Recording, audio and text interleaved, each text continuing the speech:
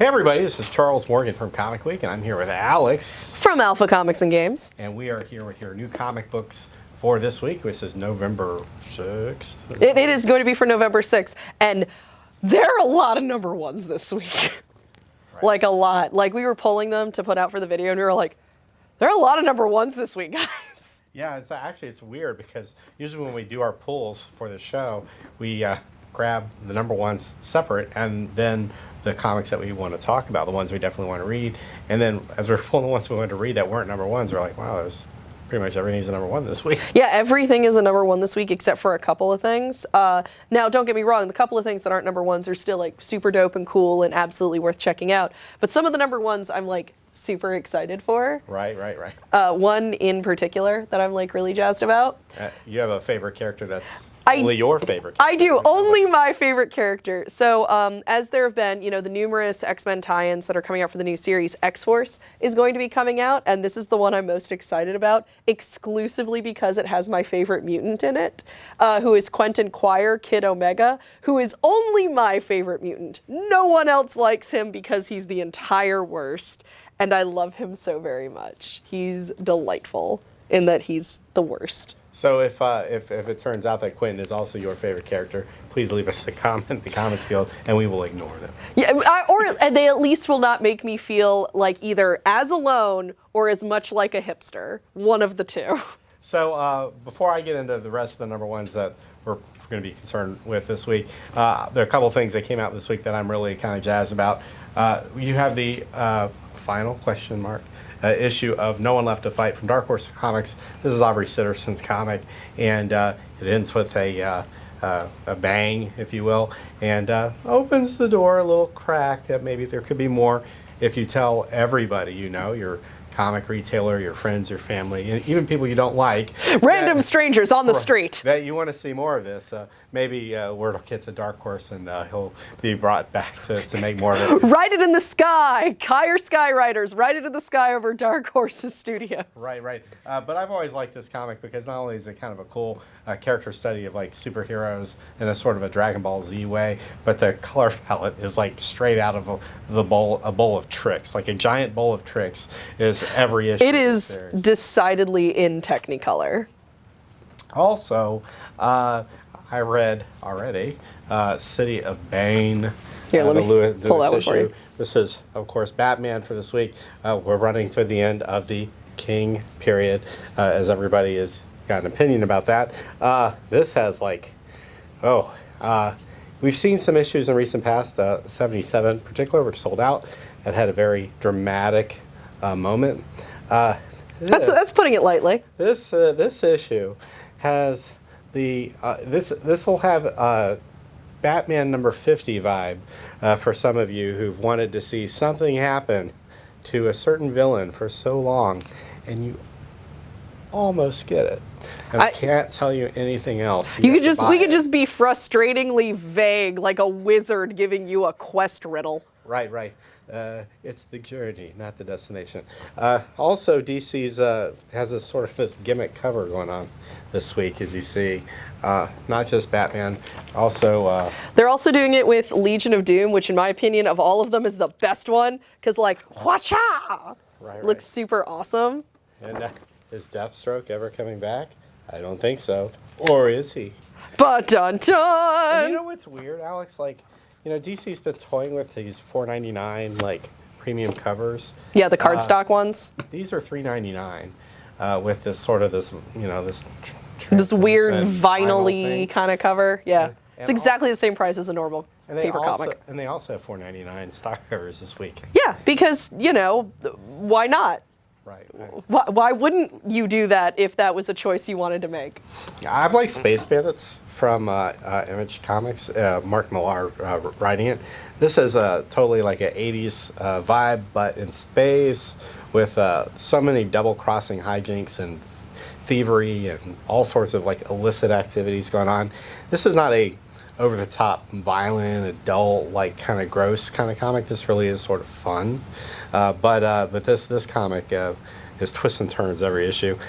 They've been putting out these retro price point variants lately. They're kind of scarce-ish, but this comic is wrapping up, and something I really enjoyed the whole time. You enjoy the backstabbing and the hijinks and the... Reminds me of my own life. That sounds about right, yeah, you know. So what else are you reading? So as always, everybody knows that I'm the huge D&D nerd. So there are two things that I'm really excited about in that context. One of which is Die. Die is super great. If you have been sleeping on this issue, you absolutely should catch up. This comic is essentially, so there's a genre in like anime called isekai, which is like you get sucked into another world and you're like, oh God, there's magic or something like that. Die is like that if it went really, really wrong. So essentially these kids get, sucked into their Dungeons and Dragons, but it's not a Dungeons and Dragons, it's a very different role-playing system kind of game, and they are their characters, and it goes badly. But the story isn't about that. The story is about the second time that they go in after they've become adults and after everything's already been really traumatizing and terrible. And so far, the series kicks off really well in the first issue, and it hasn't lost momentum, and I'm really excited about that. And they're also developing a tabletop game based on Die, which is probably going to come out in the next, probably within the next year. Which I'm really interested in seeing what they do with it, because anything that they release with this, if it has the art similar to the actual comic, it's going to be incredible. Right, right. And one of the interesting things, like if you actually play, D&D, I mean, you use different die for different types of roles. In this universe, each character had a specific die related to their ability of their character. Yep, their character each has an own individual dice for it. So I would imagine in that situation, the actual tabletop game, if that followed that convention, it'd have to be very much different from D&D. It would have to be, but I am really excited in seeing how they manifest it as a game that you can actually play. And ideally, it does not Jumanji you into the game. Yeah, that would suck. That would suck hard. I mean, that depends on your DM, really. Right, right. So, and speaking of D&D, there's another title. So there's another title, and this is a book that is decidedly heavier than I think it has any right to be. So the Dungeons & Dragons Baldur's Gate comic series has been out for a minute. There are a bunch of spin-offs. There's Legends of Baldur's Gate. There's Shadow of the Vampire. There's a whole bunch of stuff. But this Dungeons & Dragons Baldur's Gate is a bunch of the early issues that they've all re-released into one Mondo issue. So if you've never read it before and you wanted to check it out, you can check it out now using this. And also, it's got the delightful hamster all over the cover, and it brings me a lot of joy. Yeah, Baldur's Gate was like sort of a turning point, I think, for the D&D franchise, after sort of the TSR period. Mm-hmm. So I just remember when that game came out on computers, that was just the biggest game, for a long time. There are a lot of people who have gotten into Dungeons & Dragons because of video games, and also because of the Baldur's Gate video games themselves. Mm. There's just so much variety, and they didn't capture, in my mind, how much variety you can have in your own individual games, but they did their best for what they could do with the video game structure, and I think it got a lot of people interested in the game itself. Right, right. So that's totally cool. Also, I'm looking forward to reading the third issue of the new run of Copra. So this is, of course, Michelle Fifi as writing. This is a sort of a mature superhero story. The early issues from the original series are bonkers expensive. They were very limited, 400 to 600 or 800 issues, depending on the number that was put out. So this is more of a wide release comic, but it's like a sophisticated superhero kind of comic with for the discerning taste. Yeah, with a mature art style. So this is something for you, I would say, more your advanced readers. Let's go over this week's number ones. There are so many number ones. Do you want to give me a chunk of them, because there is quite the stack. Yeah, we'll just split this up into two parts then. Yes. All right, here we go. Here we go. I'll start with this one. All right, so we got Wretches, number one from Scout Comics. This is a key collector key of the week. You have Niobe, which she is Death from Stranger Comics. The previous series was Niobe, she is Life, so things have turned. You have The Magicians. This is Lev Grossman's sort of Harry Potter for adults. And this is number one, The Hierophant. Joe Hill has a new one-shot from IDW. This is from Lock and Key. This is Dog Days. Of course, Joe Hill's making a big splash now with DC. And this big splash. Get it? Right, yeah. Da-dum-tiss. So anyway, so this is cool. This is oversized. Then we have New Mutants here, number one. This is probably going to be, like X-Force, one of the biggest titles of the week. Definitely. So, from DC Universe, you have Green Lantern, Black Stars. Okay. And this was a really cool title. I read it already. This is from Tamaki and Gurihiro. Tamaki's a Canadian artist, and Gurihiro is a Japanese art studio. This is Spider-Man and Venom Double Trouble. This is very much like drawn in a anime type of style. It's really cool. Spider-Man and Venom change bodies. Hijinks. And then you have the 100-page Teen Titans Go Giant issue right there. Yeah, we're not done. And there is still more. Right, a big title this week also is going to be Undiscovered Country from Image #1. This has already been picked up by Republic Pictures. Could be a movie.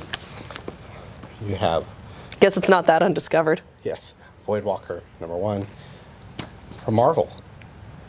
Yondu. Yondu is actually very exciting for Brie. Yondu is actually a character she's really, really, really fond of. So the fact that he's kind of getting his own time in the sun is going to be that's going to jazz her up.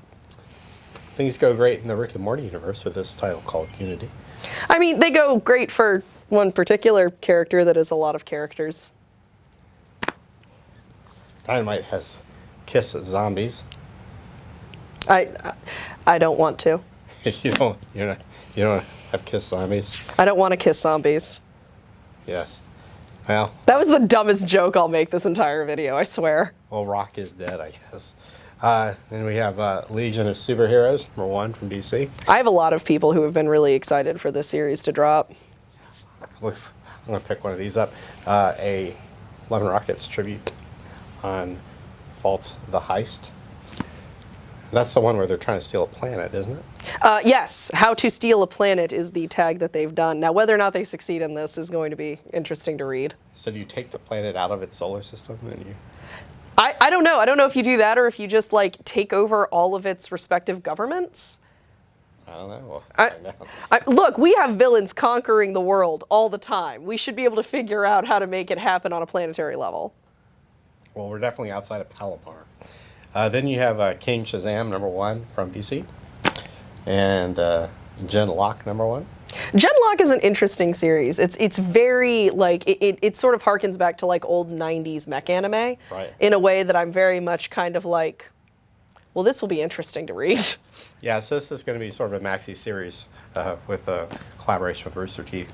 Then you have from Dark Horse, Crone. And Boombox, BB Free. And let's see, a one-shot from the Atomist family.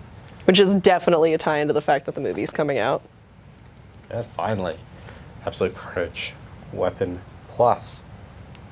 I know a lot of people who are, like, really into, like, the Weapon X, Weapon Plus stuff, and they were, like, really jazzed for it. I'm like, sorry, it was a one-shot. And they were like, what do you mean it was a one-shot? Right. So now that there's another thing, I'm glad that I have something else to be like, no, here you go. You don't have to be completely bereft. It's like a second shot. Yeah, it's a two-shot. There you go.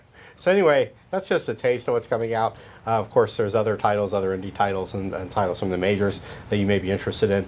If you get a chance, stop by in a few hours when the doors open and buy them up. And for any of the comics that you want to read this week that we didn't talk about, leave those titles and suggestions in the comments, and maybe we'll pick them up and read them. We don't necessarily get to read everything, but I definitely read. I like obscure things.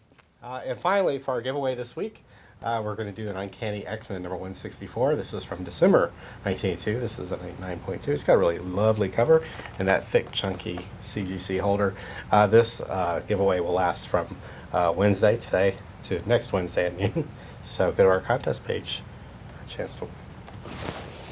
All right, guys, that'll do it for us. We'll be back next week with more comic fun. We'll see you then. Have a good one.